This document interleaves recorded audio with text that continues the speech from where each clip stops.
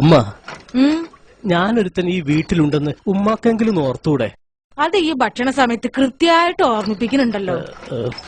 സാധാരണ എല്ലാ വീട്ടിലും ഉമ്മമാരെ മക്കളെ കല്യാണക്കാര്യത്തിൽ താല്പര്യം എടുക്കാറ്. ഇതിപ്പോ ഈ വീട്ടിലെ ഉമ്മയും ബാപ്പി ഒരുപോലായിപ്പോയി. ഞാൻ വേറെ ഏതെങ്കിലും വീട്ടിൽ ജനിച്ചാ മതിയായിരുന്നു. ഇപ്പൊ പറഞ്ഞ കാര്യം ഞാനും പല പ്രാവശ്യം ആഗ്രഹിച്ചതാ. എന്നാലേ നിങ്ങൾക്കൊന്നല്ലേ കേൾക്കണ്ടുള്ളൂ. എന്റെ കല്യാണക്കാര്യത്തിൽ ഇന്നൊരു തീരുമാനം ഉണ്ടായിട്ടില്ലെങ്കിൽ നാളെ രാവിലെ എന്റെ റൂമിന്റെ വാതിൽ തുറക്കുമ്പോൾ ഒരു കയറിന്റെ കഷ്ണത്തിൽ നിങ്ങൾക്ക് എന്നെ കാണാം. അതിന്റെ മുഴുവൻ ഉത്തരവാദിത്വം നിങ്ങൾക്ക് ബാപ്പാക്കുമായിരിക്കും.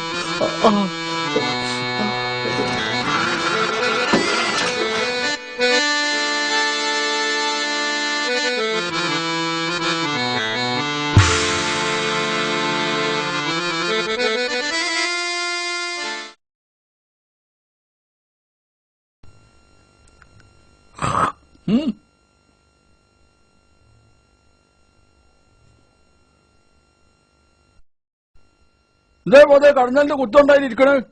നക്കാനൊന്നും കിട്ടിയില്ലെന്ന്. പൊരയിലെ പണി മുഴുവൻ എടുത്ത് എനിക്ക് നീറ്റ് നടക്കാൻ വയ്യാണ്ടായി. അവിടുത്തെ കട്ടില് പോയി കടന്നോ. ഞാനിവിടെ കിടന്നാലേ നിങ്ങക്ക് നേരത്തിന് വെള്ളം ചൂടാക്കി തരാൻ ആരാ? വെള്ളം ഞാൻ വെയിലത്ത് വെച്ച് ചൂടാക്കിക്കോളാം. നിങ്ങക്ക് കുളിക്കാനുള്ള വെള്ളത്തിന്റെ കാര്യമല്ല ഞാൻ പറഞ്ഞത്. 4 നേരം ഉരുട്ടി മിണുങ്ങാനുള്ള കാര്യ. വെള്ളം ഉരുട്ടി മിണുങ്ങണത് നിങ്ങളോട് വർത്താനം പറയാനേ എനിക്കാവൂല. ഇന്ന് മുതൽ ഈ പൊരയിലെ പണി ഒറ്റയ്ക്ക് എടുക്കാൻ എന്നെ കൊണ്ടാവൂലാന്ന്. എന്നാലേ പൊരയത്തെ പണിയെടുക്കാനാണെങ്കിൽ എന്റെ വല്യാപ്പ ചാലവർത്ത കുട്ടിരായനോട് ഇങ്ങോട്ട് വരാൻ പറയും. ഞാനൊരു കാര്യം പറഞ്ഞാലേ നിങ്ങൾ കേക്കൂ? കേൾക്കാതിരിക്കണ്ട, ചെവി പൊട്ടിട്ടൊന്നുമില്ല. ഞാൻ കാര്യമായിട്ട് പറയാ, വീട്ടിലേക്ക് ഒരാളെ കൂടി കിട്ടിയ എന്റെ എല്ലാ സൂക്കേടും മാറും. പിള്ളേർക്കെന്നെ തിന്നാൻ കൊടുക്കാൻ കഴിയില്ല. എന്നടല്ലേ വേറൊരാളും കൂടി. നിങ്ങൾ ചൂടാവുന്ന കരുതിയിട്ടാ ഞാൻ കാര്യം പറയാത്തത്. ഈ കാര്യം എന്താ വെച്ചാ പറയും. എനിക്ക് മണിമണ്ടന്റെ മാതിരി എന്റെ ചുറ്റും ഇങ്ങനെ മൂളി നടക്കാൻ കഴിയൂല. ഒരു പെണ്ണ് കെട്ടുന്ന കാര്യ.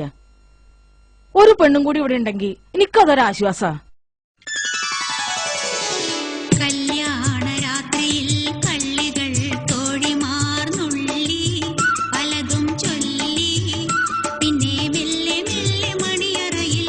നിങ്ങൾ എന്തേലും ഒന്ന് പറയും. പെണ്ണ് കെട്ടണേന് എനിക്ക് തർക്കടൊന്നുമില്ല. പക്ഷെ അവസാനം പെണ്ണുങ്ങൾ പോര് കാണിച്ചെന്ന് പറഞ്ഞ് എന്റെ മനസമാധാനം കഴിഞ്ഞാല് 2 എണ്ണത്തിന് ഞാൻ കൊല്ലും. ഒരു പോരും ഉണ്ടാവൂല. എന്റെ മരുവളെ ഞാൻ പൊന്നുപോലെ നോക്കും. മാപ്പന്റെ 2ാം പെണ്ണിനെ മരുവോള് നല്ല വിളിക്കല്. മാപ്പിളന്റെ 2ാം പെണ്ണോ? അതല്ല ഇപ്പൊ ഇതുവരെ പറഞ്ഞത് ഞാനൊരു പെണ്ണും കൂടി കെട്ടണമെന്ന്. അയ്യണേ, വയസ്സ് പറഞ്ഞ തന്നിട്ട് ഒരു പൂതി. ഞാൻ ഷുക്കൂറിന്റെ കല്യാണക്കാരിയാ പറഞ്ഞത്. ഇപ്പൊ കൊള്ളുന്നത് ഷുക്കൂറിന്റെ കല്യാണക്കാരി ഇനി വരുന്ന മുണ്ടിയാല് അന്റെ പല്ലിന് മാത്രല്ല നാവിനടക്കി ഞാൻ കമ്പിയിടും. പിന്നെ എനിക്ക് അടുത്ത കാലത്തൊന്നും ഇന്നങ്ങനെ ആരും പൂജപ്പിച്ചില്ലോ. ഉമ്മ, ബാപ്പയോട് പറഞ്ഞ് എന്റെ കല്യാണക്കാരും ഓക്കെ ആക്കിയിട്ടുണ്ടാവും അല്ലേ? ഇതെങ്ങനെ സാധിച്ചെടുത്തു? ഇനി ഈ പറയുന്ന കല്യാണം മുണ്ടി പോരുത്.